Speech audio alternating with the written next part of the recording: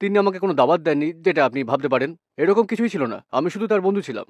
এবং তারপরে তারা দোকান গুটিয়ে নিলেন, তারা সরে এলেন। আমরা তখন উইগানের মার্কেটে বসা শুরু করলাম, যেটা ইংল্যান্ডের উত্তরে। সেখানে তিনি তার স্ত্রীর দেখা পেলেন, আমি আমার গার্লফ্রেন্ডের। তারপর আমাদের পথ আলাদা হয়ে যায়। তিনি চলে যান লন্ডন, যেখানে তার ভাই সলিসিটার হিসেবে প্র্যাকটিস করছিল এবং সেখানে গিয়ে ভাই অ্যাকাউন্টেন্ট হিসেবে কাজ করেন। তো তিনি এখন লন্ডনে আছেন, তাই ওখানে দাওয়াত গ্রহণ করছেন। অথবা বলতে পারি তিনি নাসিহা গ্রহণ করছেন লন্ডনে। ধর্মকে জানতে চাইছেন। হ্যাঁ, আমি প্রায়ই দেখা করতে যেতাম। তিনি আমার সাথে এই নিয়ে আলোচনা করতেন, যা শিখেছেন তা আমাকেও শেখাতেন। এবং আমি তাকে বলতাম, হ্যাঁ ঠিক আছে, আমি আমি শুনছি, আমি শুনছি। কিন্তু যখন ক্রমেই জিনিসগুলো বাড়তে লাগলো, আমি বললাম, তুমি কি দিনে ৫ ওয়াক্ত নামাজ পড়ো?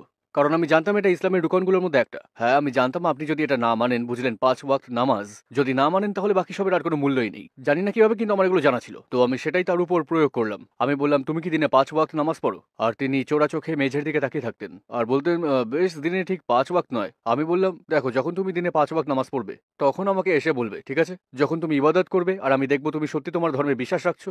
আমি তোমার সাথে বেড়ে উঠেছি, দেখেছি তুমি বিশ্বাস করো না। যখন তুমি পুরোপুরি বিশ্বাস করবে আমি শুনবো, তখন অন্তত শোনার ভদ্রতা দেখাবো। কিন্তু যেমনটা বলছিলাম, আমি প্রায় দেখা করতাম এবং প্রতিবার দেখা করতে গেলেই তার বন্ধুরাও আসতো। আর তারা যেসব বিষয়ে কথা বলতেন সেগুলো হলো ইসলামে কি কি জিনিস নিষিদ্ধ, এছাড়াও অ্যালকোহল এবং অন্যান্য জিনিসপত্র নিয়ে কথাবার্তা। যে ৫টা নেশায় আমার আসক্তি ছিল, মদ, নেশা, জিনিসপত্র, এইসব। তো তিনি অ্যালকোহল নিয়ে কথা বলছিলেন এবং সেটা আমি মন দিয়ে শুনছিলাম, কারণ আমি সব সময় তর্কে জড়াতাম। তো আমি শুনছিলাম, আমি টানা শুনে যাচ্ছিলাম। তারপর বললাম, হ্যাঁ তুমি ঠিক বলেছো বন্ধু, জানো তো অ্যালকোহল বিষাক্ত জিনিস, কেন এটা পান করছি? এরপর আমি অ্যালকোহল পান বন্ধ করে দিলাম, মানে প্রায় সেরকমই, ঠিক আছে? এবং তারপরে আমার এমন এক অভিজ্ঞতা হয় যাতে বুঝতে পারি ঠিক কাজটাই করেছি আমি। তো মূলত আমি একটা পাবে কাজ করছিলাম, ঠিক আছে? হ্যাঁ, পাবে, অথবা বলতে পারেন বার, ক্রিসমাস ইভের দিন।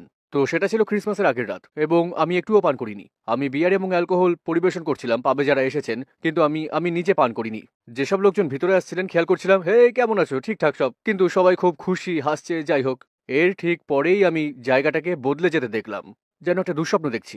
সবাই কেমন যেন বদলে যাচ্ছিল। মেয়েদের যেন ভূতে ভর করেছে, বুড়োরা যেন উত্তেজিত হয়ে পড়ছে, আর পুরুষেরা আগ্রাসী হয়ে উঠছে। আমি দেখছিলাম আর ভাবছিলাম, এই কোন নরকে এসে পড়লাম। হ্যাঁ, যাই হোক, আমি অ্যালকোহল পান বন্ধ করে দিয়েছিলাম। তো এটা ছিল আমার উপরে ইসলামের প্রভাব। পরোক্ষভাবে এমন নয় আমি মুসলিম হয়ে গেছিলাম। তো এই সব কিছু ঘটছিল এবং আমি সাউথ ওয়েলসে ফিরে গেলাম, যেখানে আমি বেড়ে উঠেছি। সেখানে আমি আমার প্রেমিকার সাথে থাকি, এছাড়া আমার ২ মেয়ে আছে। তাদের বয়স ছিল ৩ এবং ৪ বছর যখন সবকিছু বদলে যেতে শুরু করে। তো মূলত আমি একটা ফিন্যান্স কোম্পানি শুরু করলাম। বলতে গেলে আমরা ব্রোকারি করতাম। তো আমরা মূলত, আপনি যদি একটা সমস্যায় পড়েন, আপনার বাড়ি দখল হয়ে যাচ্ছে, আপনি লোন নিতে পারছেন না কারণ আপনার ক্রেডিট রেটিং এর অবস্থা ভালো নয়, অথবা প্রমাণ করতে পারছেন না আপনার উপার্জন কত, আমার কোম্পানি এসবের সমাধান করতে পারে। এই কাজে ভীষণ দক্ষ হয়ে গেছিলাম। সত্যি বলতে, আমি কারো যদি বাড়ি দখল করার অবস্থা হয় সেই দখল রদ করতে পারতাম। তারপর তাদের সেই সম্পত্তিকে বন্ধক দিতে পারতাম। আমি তাদের পকেটে কিছু বেশি টাকাও এনে দিতে পারতাম এক্সট্রা, এবং তারা যে কিস্তি দিচ্ছিল তার চেয়ে সস্তায়। তো আমার কাজে আমি দক্ষ হয়ে উঠেছিলাম। সবকিছু ভালো চলছিল। তারপর আমার অজান্তেই, জানি না কিভাবে এটা হলো, আমি বেশ কিছু আমেরিকান ব্যবসায়ীর সাথে কথা বলছিলাম এবং সেই আমেরিকান ব্যবসায়ীর হাতে ১০০ মিলিয়ন ছিল ইউকেতে কার ফিন্যান্সে বিনিয়োগ করার মতো। তো তারা কার ফিন্যান্স দাঁড় করাতে চাইছিলেন, আমার কোম্পানিকে মাস্টার ব্রোকার হিসেবে ব্যবহার করতে চাইছিলেন ইউকেতে গোড়াপত্তন করতে, ঠিক আছে? তো আমরা ভাবছিলাম, বেশ ভালোই লাগছে, ভালোই মনে হচ্ছে।